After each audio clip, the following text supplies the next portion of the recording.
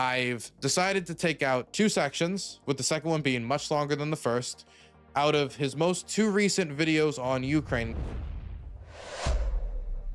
And the reason why is I saw a small creator who did a reaction video to this, Lucy Hayes, and she got blasted in the comments by Asmongold fans and viewers. And I hadn't actually checked out a lot of his recent commentary, and I saw from a lot of them reacting, it was like, oh, you know, you don't understand, he was just joking in this area, or you know, you're not being fair enough to him. And the last time I saw him give commentary on it, I didn't think it was of any particular depth. Not that I would go to Asmongold assuming I would get that depth. I would be going to Asmongold assuming I would get his take. But seeing the reaction that she got, and seeing the state of mind that Asmongold has had towards Trump up to this point, I want to see if he's giving Trump any of the heat that he deserves after 8 months of diplomatic failure. Blessings to you, Damon. Thank you for the $9.99. I appreciate that. Thank you, EW. So I wanted to check this out. Also because Asmongold right now is one of the biggest political streamers on Twitch. And so, no, I would even say he might be the biggest political streamer on Twitch. That might be a real fact. And so his commentary about this is going to inform a lot of people, and they might not be going to him for the expert take. They might be going to him for the take from their buddy, their parasocial buddy on the internet, somebody who just give their, you know, their logic bro take online.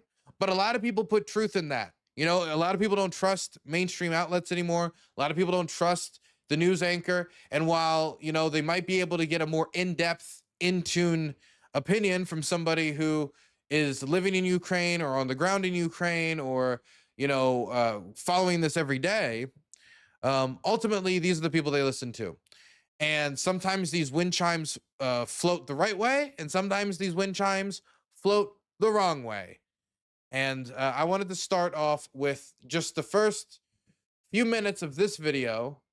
This is from 7 days ago on a Ukraine peace deal, talking about the upcoming negotiations between Russia, Ukraine, and the United States. Big progress on Russia. Stay tuned. Apparently, there might actually be a peace God, my goodness. deal with Ukraine. I'm kind of shocked to even hear this. But you know, there's concern from the Europeans that President Zelensky is going to be bullied into signing something away. That's why you have these European leaders coming as backup tomorrow. They're going to beat him up. Can you No, it isn't. That's not why they're coming as back. That's not true. No, but that's not why would, that's not true. They're not coming here tomorrow to keep Zelensky from being bullied. They're not coming. I love how she starts it off like, yeah, all the European leaders are coming to protect Zelensky from Trump beating him up. Oh, yeah. They're coming here tomorrow in front of television cameras where President Zelensky. Do you know how many meetings we've had since then? Oh, no, I know, and I was just up in Alaska. You don't know. You don't know. You have no idea because you're a literal news broadcaster and he's the Secretary of State. No, you don't know. The one with Vladimir Putin where a red carpet rolled out. No, but it was Zelensky. We've had more meetings. We've had one meeting with Putin and like a dozen meetings with Zelensky. So no shit. Wow, what a surprise. But that's not true. They're not coming here tomorrow. Why is the news telling him the news? That's a great question. That is an incredible question. Why is the news telling the Secretary of State the news? Why does journalists think they're politicians instead of reporters? Because for the last 15 years, they have been. It keeps. I mean, it's hard to say. Do we want, on one hand, you want just the reporters just to kind of like get the facts and present it to you without any spin, but you also don't want the reporters to pretend that the viewpoint that they're taking when looking at a story is coming from like without any biases whatsoever. And I mean, is it going to be really better if they treat it without any bias? Plus, when we talk about, and that's not even the main thing I wanted to address here, if you're talking to the Secretary of State, presenting recent events to him and asking his opinion is kind of is most of the interviews that they do. So I mean, I understand like why you're telling him the news, but you need him to respond to stories. You need him to say like, what's your take on this? What's the American position? What's the administration's position? I mean, yeah, that's so they would be kind of trying to get answers to tough questions. That would be the idea if you're a decent journalist. Zelensky from being bullied. They're coming here tomorrow because we've been working with the Europeans. We talked to them last week. There were meetings in the UK over the previous weekend. Wow. And they said President Trump was going to demand a ceasefire as early as Thursday. No. But you said that they're coming here tomorrow to keep Zelensky from being bullied. They're not coming here tomorrow. Oh, this is such a stupid media narrative that they're coming here tomorrow. Bro, I love him. He just says it. Yeah, it's stupid. It is. It's stupid. Total fucking bullshit. Her posture is so aggressive. Keep in mind that this is the same news broadcaster who said that one of the reasons why Nazi Germany came to power was because of freedom of speech. I'm not kidding you. She even said it in an interview with Marco Rubio. She's a retard. Because Trump is going to. Okay, I don't know what he's talking about. That sounds ridiculous, but it isn't really that crazy, the idea that the Europeans came over to be with Zelensky in the meeting in order to back him up. So it isn't just, you know, Ukraine, the United States and Russia. It is Ukraine and Europe leveraging their interests, all of their interests in Russia not invading Ukraine and getting out and stopping these large-scale offensive wars in Europe in these meetings. Like, for them, it makes sense. So, I mean, I don't know if the word you should be using is bullying. I don't know if we're going to be saying, oh, you should have used a more proper, unbiased word. But, I mean, that's not a ridiculous concept. I think it would make sense that on the eve of a big meeting between Trump and Putin, they would want to bolster their position. And as a united front, they're doing that. I don't know if like the word bullying is what we're getting worked up over. Bully Zelensky into a bad deal. We've been working with these people for weeks. Yeah, for weeks on this Karen, stuff. I know. They're coming here tomorrow because they chose to come here tomorrow. We invited them. them. Look it up. Yeah, I made a clip of it. Yeah, we talked about it when it happened. To come. Yeah. We invited them to come. The president invited them to come. But the president told those European leaders last week that he wanted a ceasefire. The president went on television, said he would walk out of the meeting if Vladimir Putin didn't agree with one. He said there would be severe consequences if he didn't agree to one. He said he'd walk out in 2 minutes. He spent 3 hours talking to Vladimir Putin, and he did not get one. So there's because some mixed obviously things happened during that meeting. Well, because obviously things look.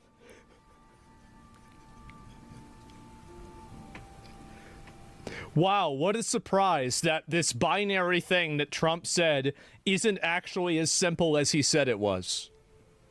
Why is she arguing? Because, again, the media is your enemy.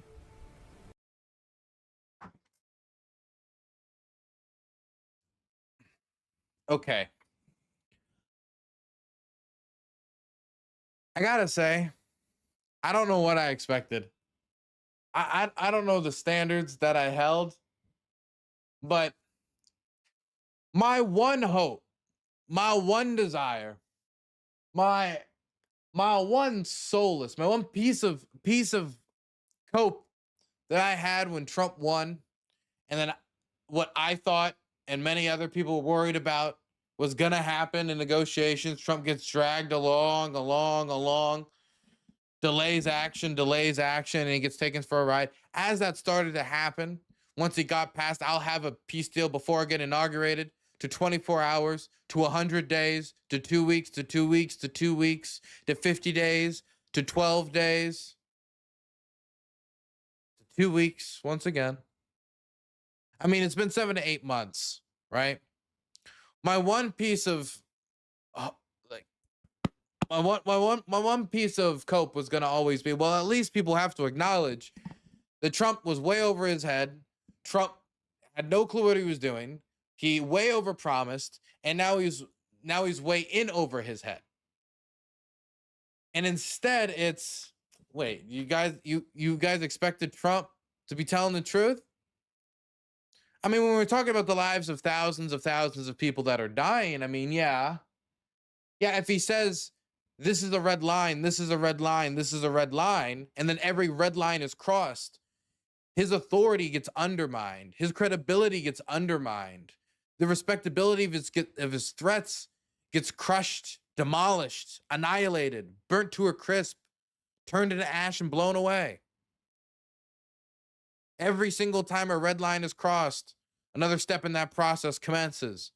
At this point, the ash is already down in Texas, okay? And it started here, right here in DC, in the DC area. Delmarva forever. Delmarva forever. Okay, but look. Why are we giving him so much leniency here? If he says, here are the standards to hold me to. If we're at the point where the president declares a standard, the standard is, and he said this, if we go away from this meeting without a ceasefire, I will consider it a failure. That is what the president of the United States said. We are allowing the president of the United States to set his own standards. People say the media standards are unfair. People say his critic standards are unfair. People say that sometimes the median voter or the centrists, okay, their standards are unfair, okay? But now, is the president's own standards unfair for the president? He says it's going to be a failure. He fails, and 7 to 8 months after when he said he was going to have a ceasefire done and dusted, he not only walks away from this without a ceasefire, he walks away from this meeting saying, and this is the kicker, and this is how I don't know how we're not giving him any dust. We're not giving him any fire. We're not giving him any just nothing. He's just completely just a tap on the wrist from Asmongold. He didn't only walk away from this meeting without a ceasefire after saying he was going to get one. 8 months after he said the war was going to be over, he walked away from this meeting saying we don't need a ceasefire anymore. That's the underline. That's the small print that people forgot about. He walked away from the meeting, and this was probably the biggest victory for the Russians on top of the whole just this propaganda parade this was that they got to go and say, we no longer need to give them a ceasefire. We're just going straight for the peace deal, meaning that they can just keep talking and talking and talking and moving along this diplomatic process while taking none of the practical steps on the ground to stop the fighting, meaning the fighting can continue on endlessly and endlessly and endlessly while the president of the United States gets taken for a ride. And we just say in response to that, wait, you wanted to take the president at his word? What standard do we hold him to if not his own word? Regardless of how fucking ridiculous the things that come out of his mouth and become what is known as words are. She's arguing with wasn't Marco Rubio there in the room? Like, he knows what it is. Yeah, it's her job, literally. Well, it's not really. Like, I mean, she's not at. So what is the press supposed to do? Like, is the press not supposed to hold politicians to account? If a politician promises, I will get rid of the unemployment spike by July, and then it's August, and then a reporter's in the room, do they say, so you said you would have it done by July? The unemployment has doubled since then.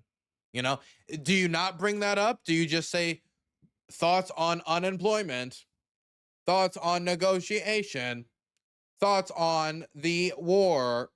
Like, you have to ask, you have to hold them to some standard when you, for the audience at home who might not know what promises they have made, X, Y, Z. You also have to give context to people at home. Or what you do is you allow the politicians to craft their own narratives. You allow the politicians to go completely unaccounted for, and for them to completely just, hell, Marco Rubio could say, yeah, we promised to get the war over. Oh, okay, what about all the promises to get it done by this day, this day, this day, this day, this day? That context matters.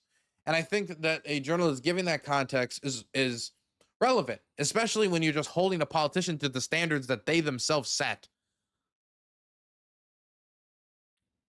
She's not approaching this from any sort of a perspective of, oh, well, you know, I'm just trying to understand this better. No, I don't think so at all. It's very obvious. Whenever she's prepositioning the European leaders that are coming to the White House to protect Zelensky from Trump bullying Zelensky into giving Ukraine to Russia, like, this is not journalism, okay? It's propaganda. What are we doing here? How is the main complaint? I mean, even if I was to say maybe the word bullying shouldn't be like, did they feel that they had to come together because they are scared of being singled? I don't know how you would want the question to be rephrased, even though I think it's a legitimate question considering how previous meetings between Trump and Zelensky have gone. But I mean, like the main concern I have in this is, hey, you set the standard that this would happen. It failed. Answer. And there's no reflection on that from Asmongold. It's just a reflection on how unfair the question was. And I really did think that, 8 months in, people would start to be like, well, yeah, he said 24 hours, didn't he? He said 24 hours, didn't he? And then after 24 hours, it was all these other standards. And then there was this new standard of, well, maybe not peace deal by this day, but ceasefire by this day. And that standard fell. And then the spectacle isn't that it has failed once again. The spectacle is very unfair how you asked about it failing. You're making it complicated. She's arguing because she's a woman. Finally, somebody says it. Here is not to stage some production for the world to say, oh, how dramatic, he walked out. Our goal here is to have a peace agreement, to end this war, okay? And obviously we felt, and I agreed, that there was enough progress, not a lot of progress, but enough progress made in those talks to allow us to move to the next phase. If not, we wouldn't be having Zelensky flying all the way over here. We wouldn't be having all the Europeans coming all the way over here. Now understand, and take with a grain of salt, I'm not saying we're on the verge of a peace deal, but I am saying that we saw movement, enough movement to justify a follow-up meeting with Zelensky and the what a logical, normal position that any reasonable person could have assumed came out of the meeting. Yeah, duh. Fucking obviously. Europeans, enough movement for us to dedicate even more time to. Why does he talk like that? I don't have any extra commentary for that. I just, why, fucking duh. Obviously, they saw movement. Okay, what movement? If it's so fucking obvious, what movement did we see? I mean, like the whole big shebang at the end of this meeting was, hey, now we can have a follow-up meeting between Zelensky and Putin, XYZ. Lavrov, as of 3 days ago, in a meeting, in an interview with CBS, the same station, the same interview channel, so it's not like Asmongold couldn't have seen it go down his purview later, I guess. Said that no, there's no meeting between Putin and Zelensky scheduled. So when he says like duh, he says it with like so much authority and so much confidence. And I mean, like, it really, and I don't want to give him too much heat because I mean it's the same confidence you hear from any of your buddies on the couch, like watching the TV, drinking a cold one, saying, you know what I think. You know what I think. And that's fun. You get something out of it. There's a social itch scratched, but man, maybe it shouldn't be about be so authoritatively on a war. This. You talk about the sanctions. Look, at the end of the day, if peace is not going to be possible here, and this is just going to continue on as a war, people will continue to die by the thousands. The president has that option to then come in and impose new sanctions. But if he did this now, the moment the president puts those additional sanctions, that's the end of the talks. Exactly. You've basically locked in at least another year. Yeah. So they don't want to do that because if they do that, then you don't want to play that card because after you've played the card, you can't use it as leverage anymore. So if you can use that card as leverage to get what you want, then it's better to do that than play it and then have to deal with the fallout. I mean, this is common. Anybody knows this. I mean, this isn't some art of the deal, master fucking like wizard, galactic brain, 5-dimensional chess. It's just like anybody that plays Magic the Gathering knows this. Well, I'm sorry that I don't play Magic the Gathering. And maybe the finer details of diplomacy are lost on me, right?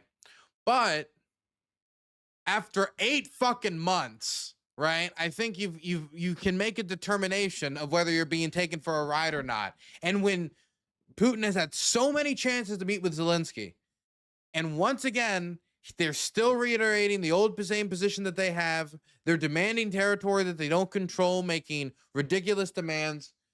How much closer are we to peace, really? By what measurement outside of the administration just saying we're closer, are we closer?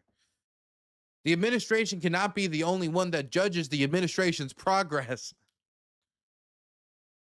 because then we'll always be just one step away from a miracle. But we've been one step away from a miracle for 8 months.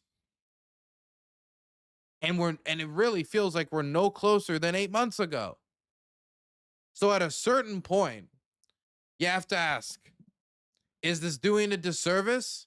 Are you just dragging out the consequences and the pressure that will need to be applied to make the Russians act, to compel them to act? Has anything else but pressure, but consequences, but slamming their face into a brick wall saying where no more progress can be made in this direction? Has anything else worked? Will anything else work? So far, it hasn't. So, I mean, that's the first thing. But this other thing that he says before he goes on his rant. I mean, they do that. If peace is not going to be possible here, and this is just going to continue on as a war, people will continue to die by the thousands. The president has that option to then come in and impose new sanctions. But if he did this now, the moment the president puts those additional sanctions, that's the end of the talks. Exactly. You've basically locked in at least another year. Yeah.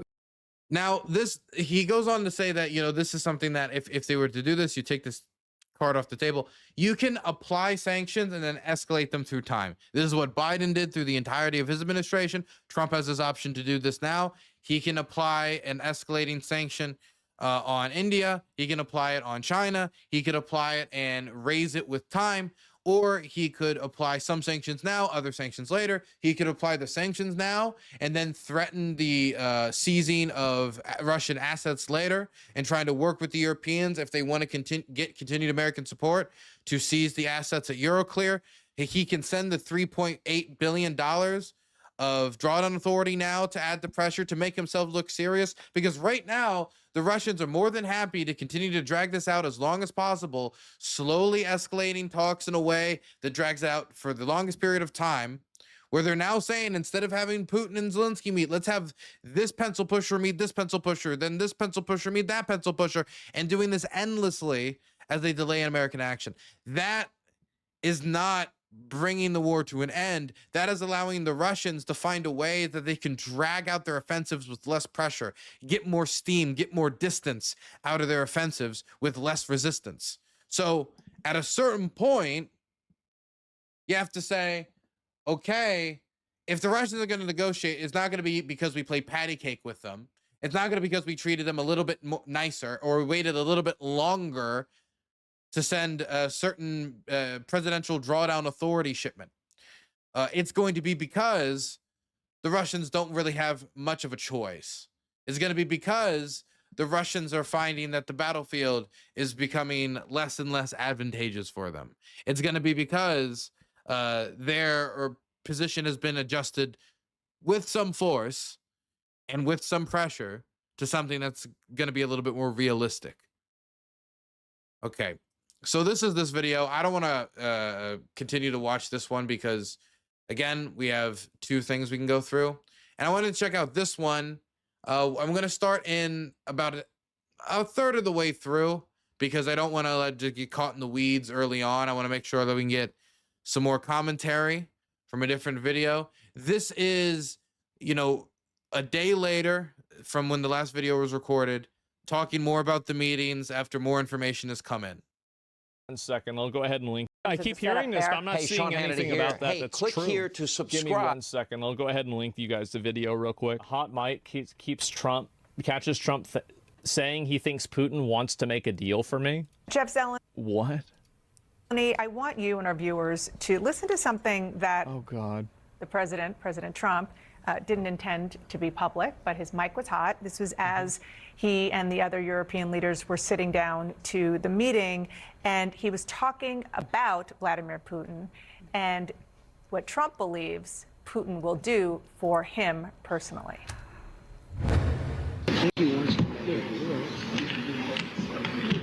think he wants to make a deal for me. You understand that? As crazy as it sounds. Jeff?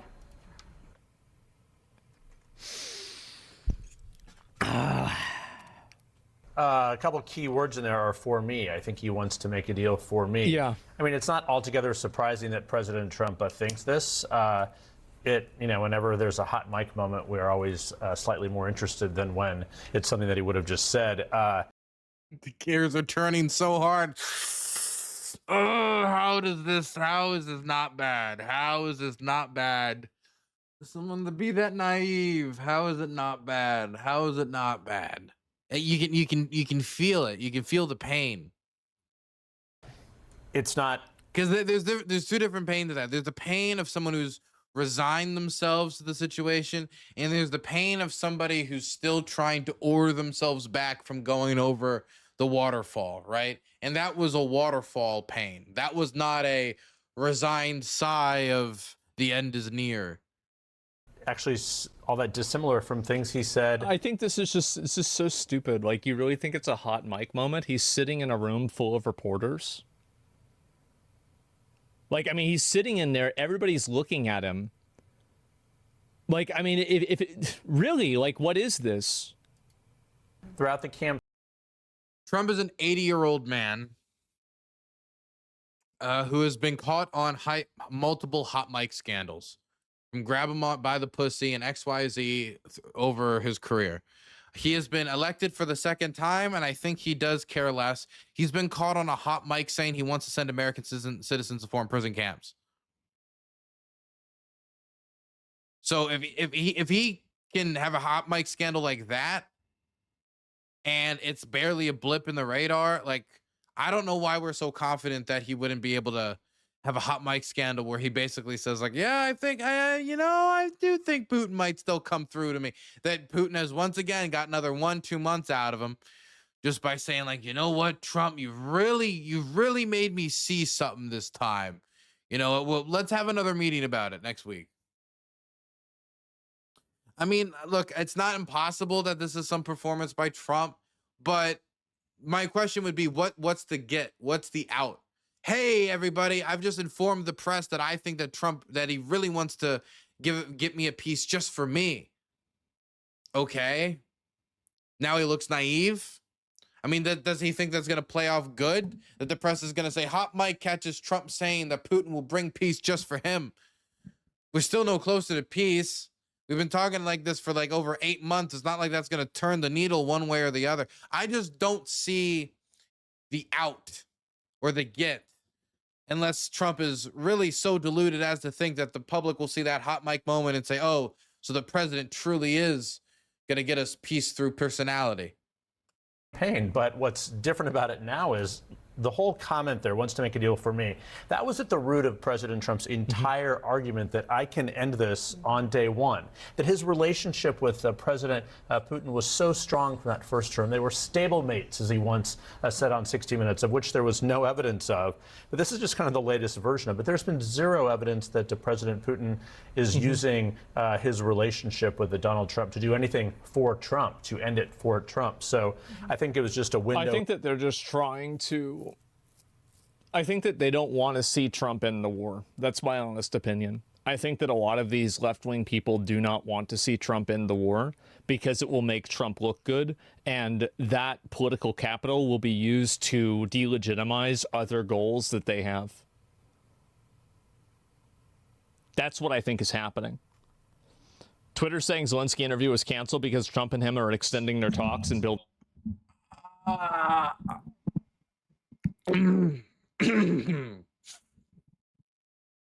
Trump said 24 hours. Trump said 100 days. Trump's made all these ridiculous claims.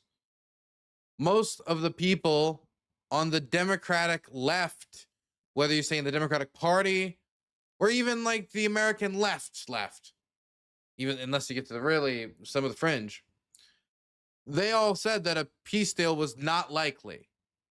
I mean, not all of them. The ones might be maybe not paying attention, but the ones paying attention did see that a peace deal was not likely because the Russians had not yet adjusted their position, and that they were at least waiting until after the election to see what they were facing down for the next 4 years. They got Trump. They think now they have options, and now here we are. So, I mean, when he says that, oh, these people just want them to, does he mean the press just want him to fail? Does he mean that the Democrats want him not to be able to get peace? Most people want peace. They just don't want Trump to go out there and surrender. And if he can get something besides that, I think most will probably take it, at least in the United States. I don't know what he means. They just want him to fail. Like, all of his failings have been because of his own failings, because of the way he has come and approached negotiations. Why is all of the blame here now getting directed at the media or at the Democrats when it's been Trump's 8 months of failed negotiations? Why is that getting the center of the ire? Going further. Oh. Into President Trump's mindset there, and perhaps not that surprising, but yeah, I mean, it is a good point that most of what President Trump said. It's going to look pretty fucking good, right? I mean, if Trump is able to end this war before like the Republican midterm elections or the Senate and like House midterm elections happen, that's going to look really good for Trump. And I think it will make all Republicans look good. It will have like an AOE effect, and it will make all of them look good. And so that's really the reason why. Yeah, it's super good. Yeah, exactly. You don't need a hot mic because he just says it on the mic that he doesn't care if it's hot or not. I mean, he actually said it just earlier. But yeah, but for me versus for Biden. This is Biden's war. He said sitting in the Oval Office with Zelensky that they had agreement on Friday. And you can see how like a lot of this is all based around optics. It's not based around like kind of what's effective or what's useful or what's helpful. It's based around something sounding a certain way. Like, oh, this is the word that he used. I don't like the fact that he used that word. Very weird. There's zero consequences for 8 months is going to make somebody, your negotiating opponent, think you're not willing to dole out consequences. If they don't think you're willing to dole out consequences, they think they can wait you out. That's what they're doing. That's one thing you could critique. You could critique how the Trump administration has sent people like Steve Witkoff who don't know what they're doing and don't know the region. There's a million different things that Asmongold can poke at, but instead he's choosing to say, man, this critique of Trump's pretty hollow. Critique of what you didn't even say, like what he's doing in negotiations beside they're like talking, but like talking means nothing. Why is all of the standard being held for the press here? None of this. We're halfway through. Putin agreed with him that very Biden, weird. Had Trump been in office, this war would not have started the way that Trump had been arguing forever. And so he loves the thinking through his lens.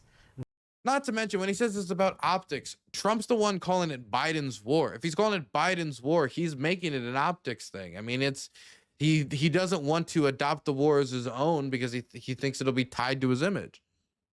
That just by his presence and being, that this is just all it's all fucking what is this?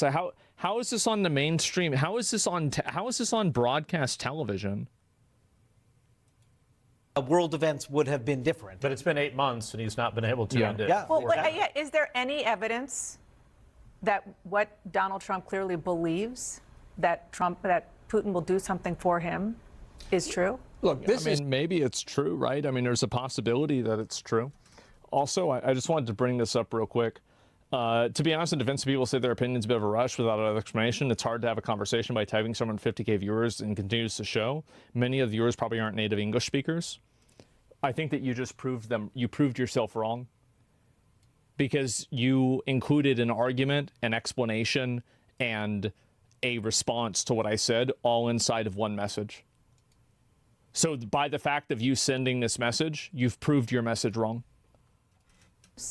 That Putin will do something for him is true? Look, this is evidence that Vladimir Putin in Alaska got the magic working again, that KGB training to assess people, to see their desires and their weaknesses, got him right back where he wanted to be. And the point that there never would have been a war had Trump been president. Vladimir Putin said 4 weeks after the inaugural in response to a reporter's question in Moscow, and I'm sure it lit Trump up at that point. So Putin will get another chance tonight after the Europeans. I don't think that you have to be a KGB agent to know that. I mean, I feel like 8th graders could figure that out. It's so embarrassing. Yeah, it's nuts, isn't it?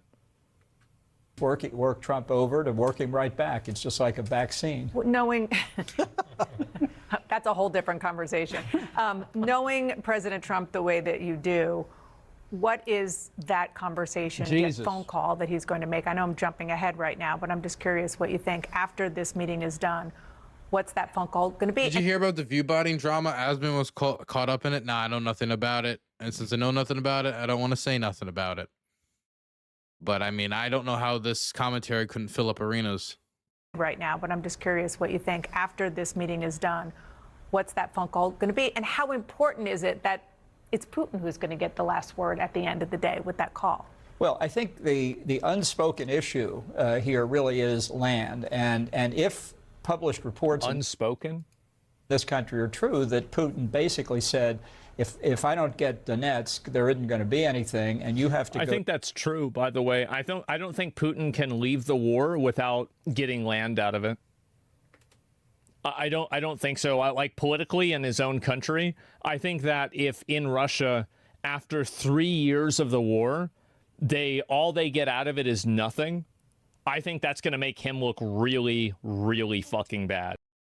See, I don't even know if he knows what he's referring to, because what John Bolton's referring to, what Mr. Walrus is saying, Mr. National Security Walrus, he's saying that the Russians are demanding the rest of the Donetsk region, including the stuff that they don't currently occupy, meaning cities like Kramatorsk, Slovyansk, Konstantinivka, the suburbs of Chasiv Yar and Toretsk, and everything that isn't currently occupied. Which is, there's a lot of defensible territory there, a lot of trenches, a lot of bunkers. It's the heights, big cities that would have to be fought over. And they're saying that in order to, stop the guns firing, that's like a precondition.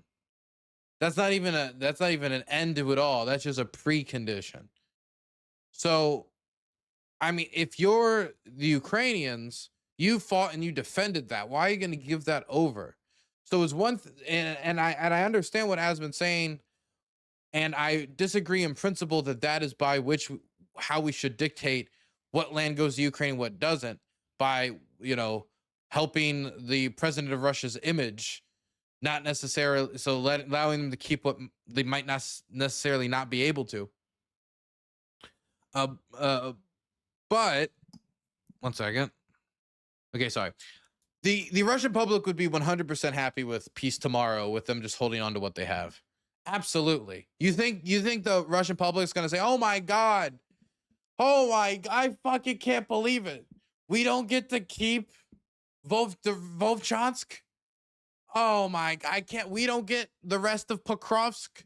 We don't get to take Pokrovsk. I can't believe." No, I think they would accept the idea that they now have a land bridge, that they made a lot of gains, that they did a lot of damage to Ukraine as an entity, that they burnt up a lot of European stockpiles when it comes to the old Soviet stuff or any of the old stuff they had. And then they can sell that as a type of victory. Will people at home see the difference between what a real victory would be and what they got? Yeah, but they could sell it as one. And I don't see why we should make hundreds of thousands of people leave their homes that don't have to for stuff that the Russians have not taken, when they 100% could walk away holding on to what they have now and be getting much more than what they deserve for any day that they have it. He needs to justify it. Yeah, there has to be a justification on his end. He needs to save face. Exactly. Yeah, he has to save face or something like that happens. So what? What do you mean, so what? I mean, like that's the reason why he would want to keep the land. I mean, yeah, it's the optics. Yeah, it's the optics of it. Yeah, it looks, and also it looks bad. It looks really bad. Oh, wow. Our glorious leader, fucking went for 3 years and couldn't beat this country that's like a fraction of our size. We think we're the greatest military in the world. and nothing happens. And at the end of it, the only thing we get out of it is a bunch of people that are dead and all of our tax money getting evaporated. Yeah, they're going to be fucking mad. Absolutely, they will be. Yeah, I mean, those provinces are going. Yeah, exactly. I mean, yeah, he's supreme leader. That's ego is all. Here's the problem, though, is like a supreme leader or any position that's like a dictatorial role is very, very volatile. And if you look like you're weak, people are going to, you could get fucked.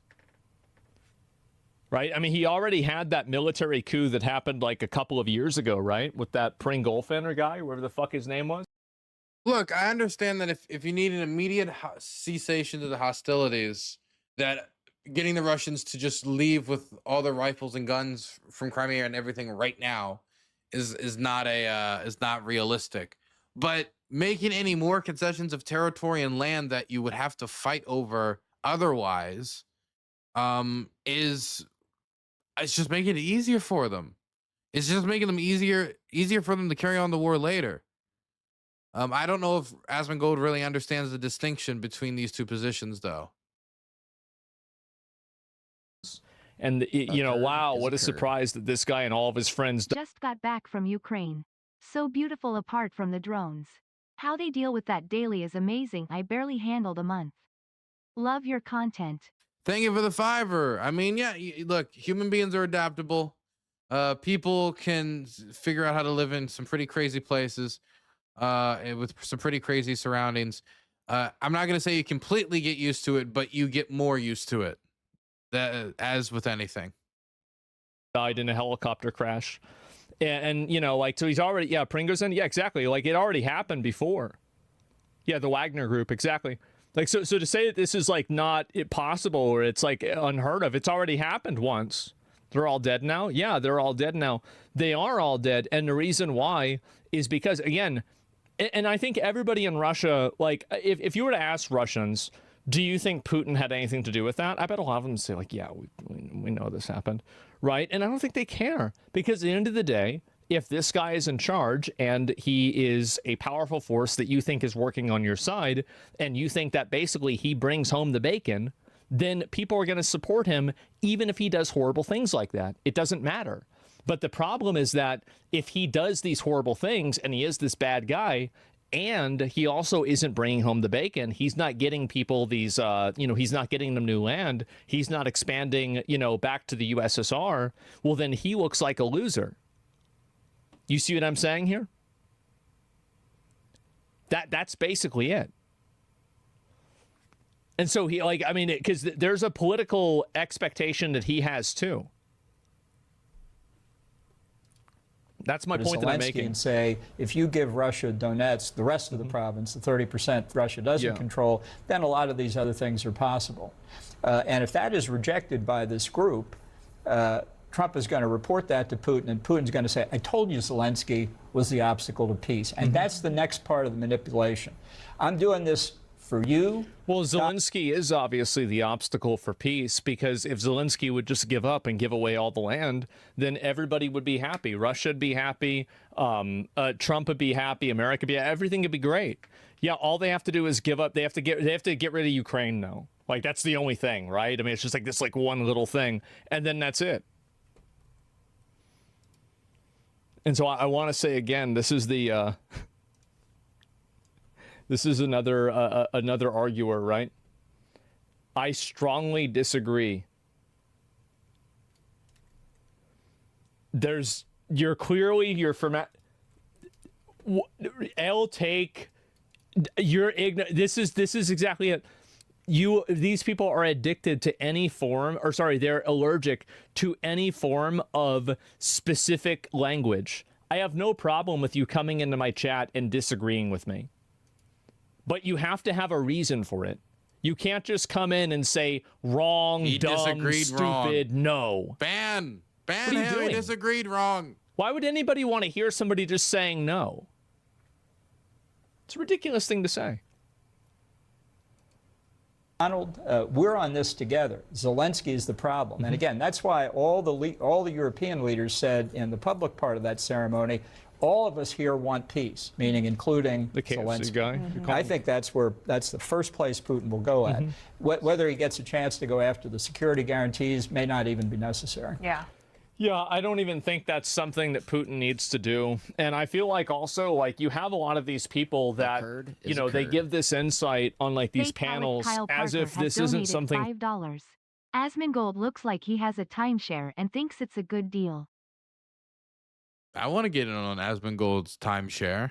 Sounds like a good deal. Thank you for the $5. I think that's something that Putin needs to do. And I feel like also, like, you have a lot of these people that, you know, they give this insight on, like, these panels as if this isn't something Trump knows is happening.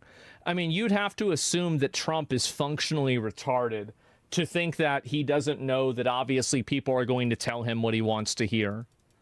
I mean, like, really, like, how do you expect that's not the case? It's very obviously the fucking case. But for some people, they just don't understand it. So this is a poll from Ukrainians. Obviously, you know, all of this should be taken with a grain of salt. There have been some absolutely major shifts. The idea that Ukraine's going to achieve complete victory, that idea has collapsed within Ukrainian society. What are we talking about here? Ukrainians on the war versus Russia. You go back to 2022, the start of the war. Fight until Ukraine wins. Look at this. The vast majority, about 3/4. See, anybody could have predicted this. They're getting killed. They're all getting killed. Like, obviously, it sounds good to stand up to injustice, but whenever you're just getting bombed and killed over and over, there's a degree where people just give up. Like, yeah, I mean, and they try to just, you know, cut their losses and move on. And it's not fair. It's not right. It's not good. It's not moral. But, you know, if you're the person that's standing on the other end of that gun, you know, your opinion on it is going to be different. It makes sense. Yeah, the fatigue's a real thing. Exactly, right? As a Ukrainian, I think the negotiation number is way higher. I mean, we'll see. Yeah, I don't know. You invade and want my land or I'll die? It's a piece of fucking dirt. The thing is that's interesting about these numbers, though, is that it is true that the majority of Ukrainians want to negotiate an end to the war, and they're willing to do a negotiation instead of just like this idea that we're just going to keep fighting until you literally push every Russian out of the Crimean Peninsula by force. Yes, the majority of Ukrainians acknowledge that negotiation is inevitable, basically. But if you talk to them about exactly if you break down these polls, whether it's from the Kiev Institute of Sociology, which is where the majority of these polls come from, and where I assume this one probably came from as well.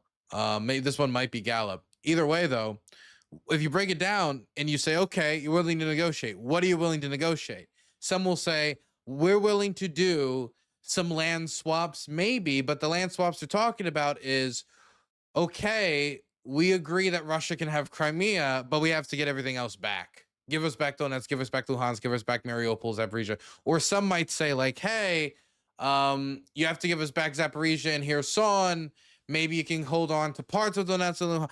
Like, the point is, they're willing to negotiate something that gets Ukraine a lot of its land back, where they get to keep a strong army, and they have something in place that guarantees that the Russians are not going to invade again. Some sort of security arrangement, whether that be NATO membership, something NATO-like, or something that replaces it as in a unilateral defense pact between the United States and Ukraine, the United Kingdom and Ukraine, France and Ukraine, Germany and Ukraine, or whoever, Australia and Ukraine, whoever it might be, Finland and Ukraine.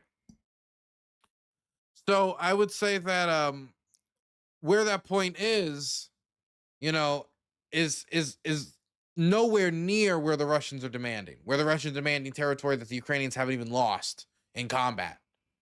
So, yes, it is true the majority of Ukrainians want to negotiate, but they want to negotiate something that that most people could at least understand, where they get a lot of their land back while also having to at least acknowledge the fact that Crimea is occupied for the time being and putting a pause on any future record.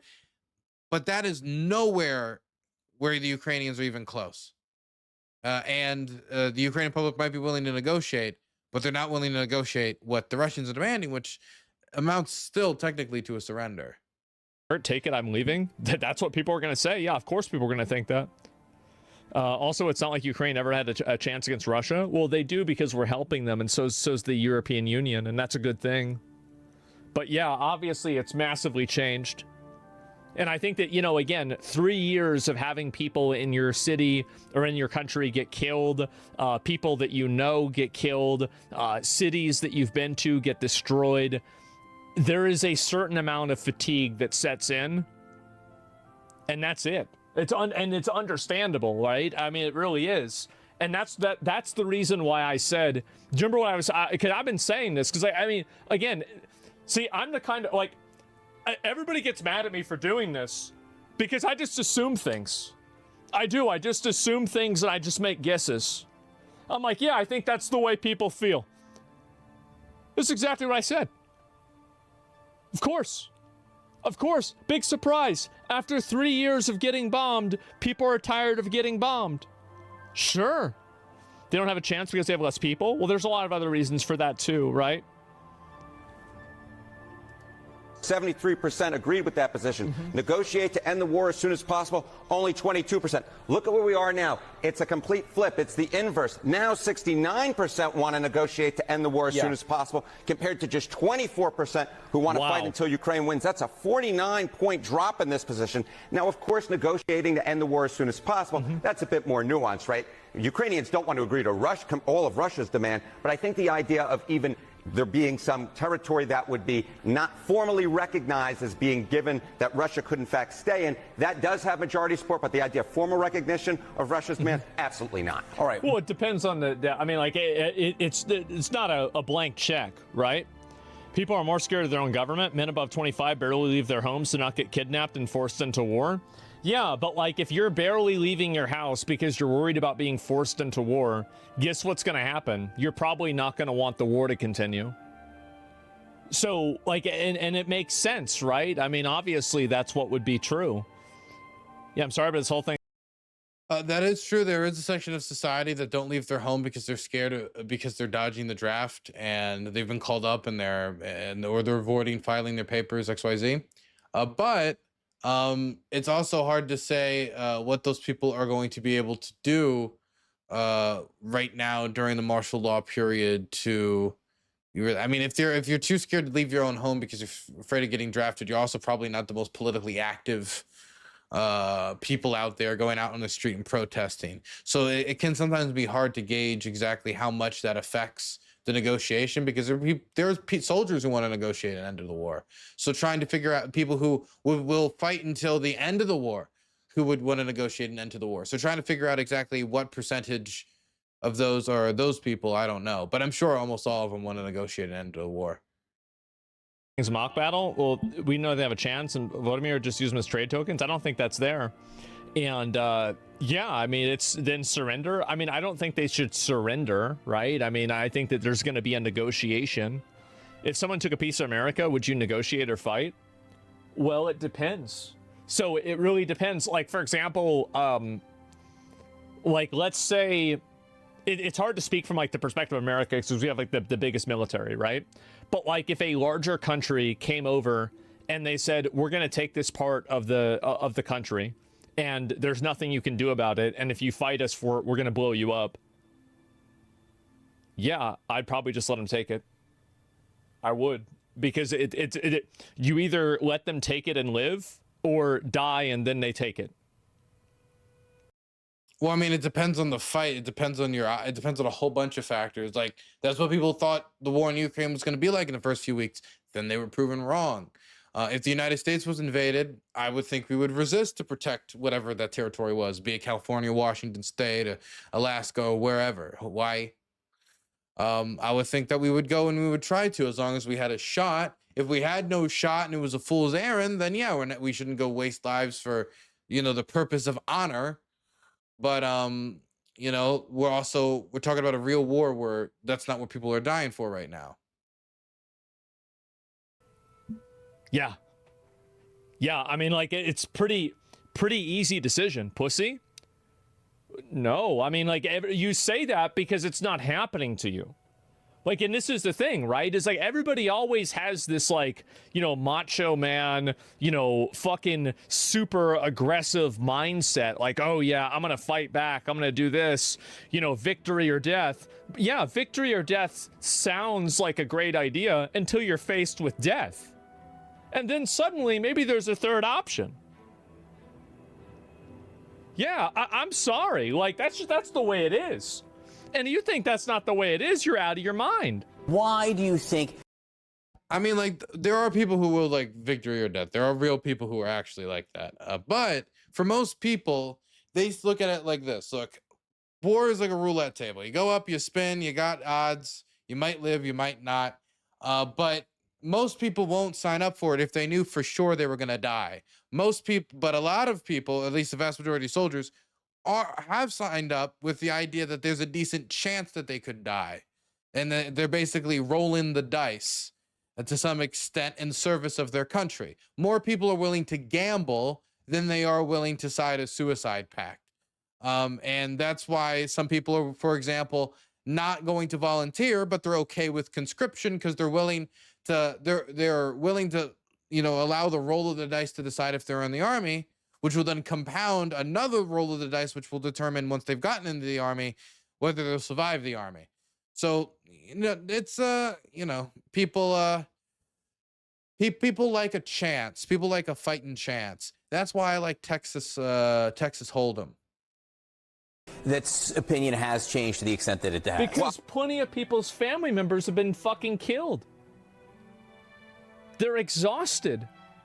And they know that their entire existence is hanging on by a thread that's supported by foreign nations. They know, and I bet a lot of Ukrainians have anxiety about this, that what if the meeting doesn't go well and Trump stops helping us? Then what? Well, then they're dead.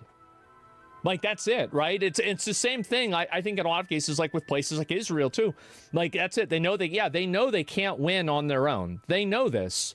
And because of that, I mean, like, obviously they can't, you know, like, Zelensky's not going to come out and say that, but it's true. And I think any reasonable person that lives there knows that. Like, people over there are not they're not stupid people.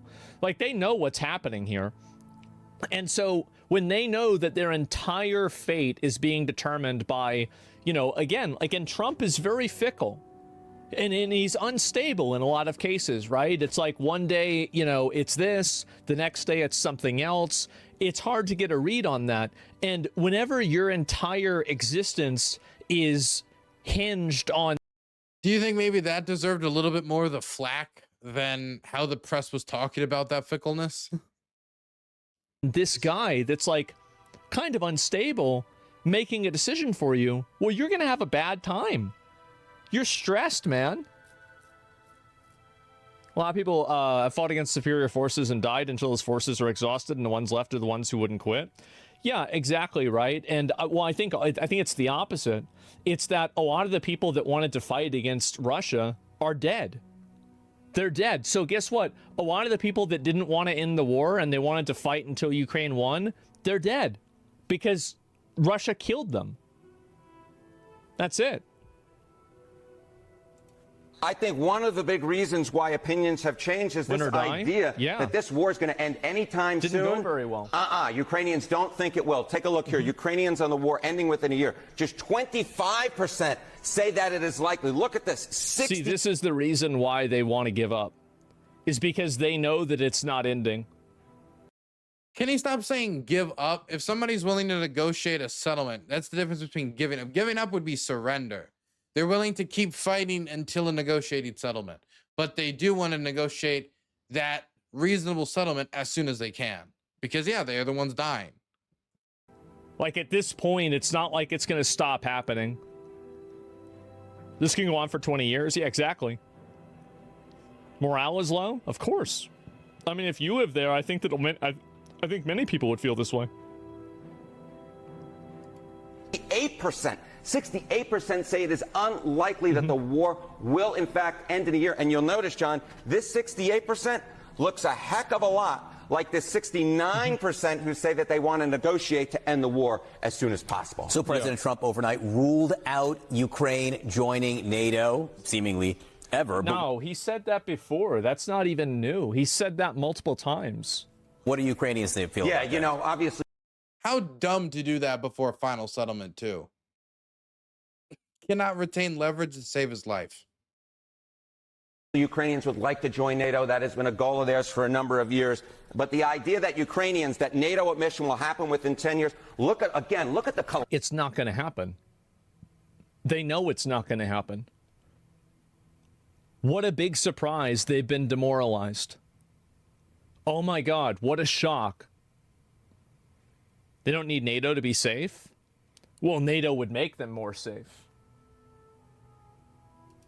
Collapse in this position. 2022, it was 64%. Now it is just half that level at 32%. So again, this is one of the goals that, you know, Ukrainians had since the beginning of the war. They no longer believe that it's achievable. Well, the idea that Russia is going to be forced out of all of that land that they're occupying, they don't necessarily believe that that is going to happen. So again, I think this is one of the reasons why Ukrainians, they certainly don't want to accede to every Russian position. Certainly this is a trench warfare. It's hopeless for either side winning. So this is my read of the situation. Uh-oh. I think that you're right, but I think Putin has more to gain than they do, because eventually they will run out of Ukrainians. This will happen because they will eventually kill all of them. And then what? You see? How long would that take to kill all of them, especially if they're trading land for lives? And since they haven't drafted anyone under the age of, the point is there's quite a few people that they can still bring into service. And in order to do that, the Russians would need to, if they really wanted to literally just kill every Ukrainian man that could defend the country, they would have to go into using private conscriptivage. So they would need to go into a mobilization campaign where they're taking conscripted young Russians who did not sign up and volunteer for the war for very high paychecks that are unsustainable over the long run. Instead, you're taking the apathetic public and including all of their children, which is very different than the situation now. So, I mean, it is true that the Ukrainians have a manpower problem, but it takes quite an effort to kill literally all of the men, especially when you need so few men compared to, you know, historical precedent compared to World War I, to hold a section of the front with the use of drones, FPV, night bomber, grenade drop, Mavic, etc. What I'm saying, right? Eventually they will kill the majority of the working age or you know, fighting military age men, and that will be it. And it will happen faster than it will happen to Russia. I think that everybody knows that we're not going to send U.S. troops to defend Ukraine. Everybody knows that in a lot of places, they're not going to send French troops to engage in a war directly with Russia. It's not going to happen. And so because of that, I think that Russia, all they really need to do is keep the pressure on Ukraine for long enough, and then they will have to stop because they will run out of people. That's it. And they know that none of the other countries, the other countries will help them militarily, and, you know, it will cost Russia. Also, and like when you talk about war, it's not just a question of like how many people you have. It's also a question of equipping those people, paying those people, especially if they want to continue to get people to volunteer. And the Russians have a problem where, like, you know, they're getting 45-year-olds to 65-year-olds volunteering. That's the majority of the volunteers now. And so you got to pay all those people. And if your oil refineries are getting bombed and you have to suspend gas exports, and there is any possibility of those sanctions actually clamping down, please, White House, it's going to be much harder. Point is, like, there's ways to pressure the Russians into accepting something less maximalist. A lot. But I think in the long run, Russia will, yeah, like Stalingrad, I guess, yeah, you could say that, right? But yeah, sure. Russia does have a large human resource shortage. Yeah, but I think Ukraine has more of one. That's it. Let's count Russia-Ukraine casualties ratio. It doesn't matter Xerxes' army lost more than the 300, but the 300 died. Yeah, and that was yeah, and everyone saw that movie, okay? You know, This Is Sparta, kick and stuff. Yeah, but if the Spartans had drones and the height, and instead of 300 people, it was hundreds of thousands of people, and it was dispersed across the territory, backed up by a whole continent of economies sending artillery shells. Like, it seems a little different. Seems like these comparisons aren't exactly, because you could also talk about Serbia in World War I. Like, you can make a lot of comparisons of like small countries. Chechnya, the first Russian invasion. I mean, if we want to do like small comparisons, a lot more recent comparisons than the 300 movie. It doesn't matter. Like, even if they're winning Also, in a massive ratio. War? Who won that war? Because I remember the 300 movie. Like, isn't the whole thing that it bought enough time and they ended up winning the war? If I remember actual Spartan history, in the long run, the Spartans were crushed anyway. But if I remember correctly, they won that war. It doesn't matter if they're still getting overwhelmed and killed. So, like, yeah, even if they're winning with KD ratio, that doesn't change the fact that the outcome is still that they're going to die. That's it. And so absolute numbers are disproportional between both sides. Yeah, of course. Ukraine's lost way more men. Russia has higher supply regardless. Yeah, I'm glad Asmon's finally coming around. How does he is like reading chat for Russia's lost, Ukraine's lost way more men? Did somebody just say numbers are disproportional between both sides? Yeah, of course. Ukraine's lost way more men. Russia. How did Ukraine lose way more men? According to whose metric? Has higher supply regardless. Yeah, I'm glad Asmon's finally coming around on this. Well, like, I mean, I'm looking at it from the perspective of a Ukrainian. Like, as I said, I mean, I don't think that they should give up the land. I don't think so. But I can't make that decision because it's not me getting my family members blown up in this war that I think from their perspective, a lot of them very clearly by these polling numbers, there's not a light at the end of this tunnel. At the end of the day, there's not. It's been 3 years.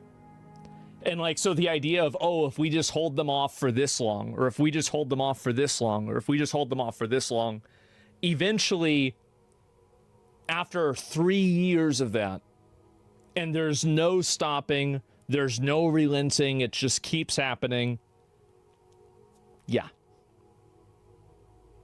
That's it. If Russia wins, that's all that's going to happen is war starting again in several years. Well, I don't know. I have no idea. Democrats are fuming right now. Trump made good movement towards peace. Well, I'll go ahead and I'll look at it in a minute. I can look at CNN and watch it after this. But yeah, idiots still trying to blame Trump. Well, I'll see right there. The day Ukraine...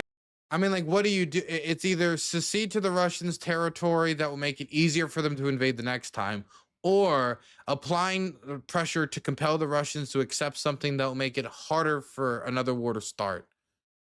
Like, these are the two options we have. I don't really think it's much of a choice.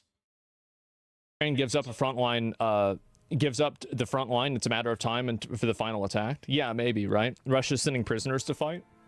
Well, I mean, it doesn't matter who they're sending. That's the thing. That was my example with Xerxes' army. Like, it doesn't matter. Like, you can really tell a lot about a streamer from what comments they choose to respond to. That was my example with Xerxes' army. Like, it doesn't matter. Like, oh, well, they're losing more people. It doesn't matter if they still win. It doesn't mean anything. Like, yeah, so is Ukraine. Yeah, it's smart. Well, either way, it just doesn't make a difference. Not most of them, but the idea that they do want to negotiate an end to this war as soon as possible, that has now gone through the roof. Anyway. Again, we're talking about 69%, which is such a big difference from where we were at the beginning of the war when it was just 22. Wanting to negotiate doesn't mean wanting to surrender. Correct. It means wanting to discuss, and not believing that they'll join NATO is different than wanting to join NATO. You got it. But you could very much... much... just think it's not going to happen. Trump ruled it out straight up. Like, he said it plain English, they're not joining NATO, period. So, like, I don't even know why they'd even be thinking about it. It's shocking that even 32% of them think it's even possible. See how Ukrainian thinking has changed over the last few years. Absolutely, John. Harriet, thank you. Thank you. I mean, Trump isn't king forever. He'll be president for 3 more years. And this says within 10 years. So, 2028. I mean, it's not impossible. I'm not saying it's likely, but it's not impossible. So what people think you send the more skilled people to fight in the attrition war? People think that wars are like Age of Empires. No, you try to advance with the cheaper stuff. Yeah, of course. That's what they did with the drones and everything else, too.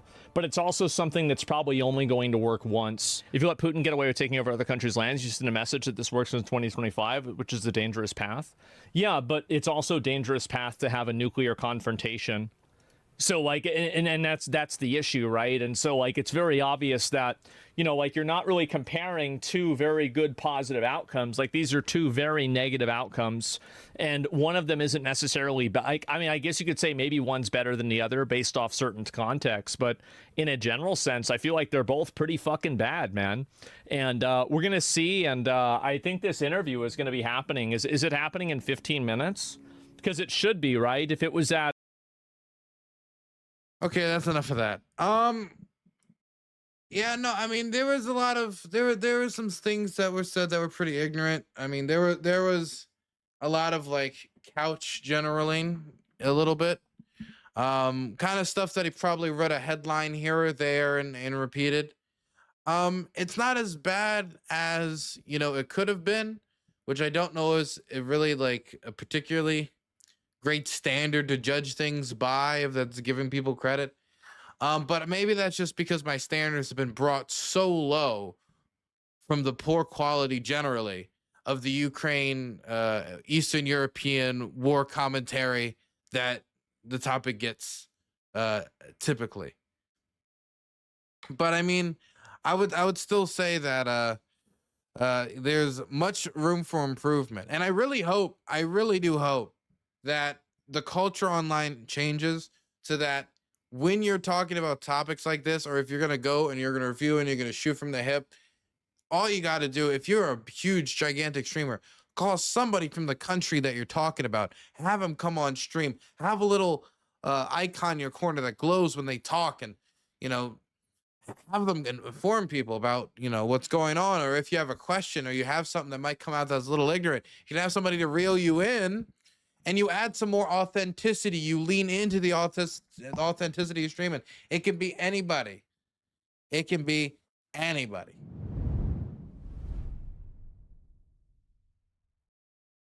Dylan, react to the new Hassan No. You can't make me. You can't make me. I just did all this.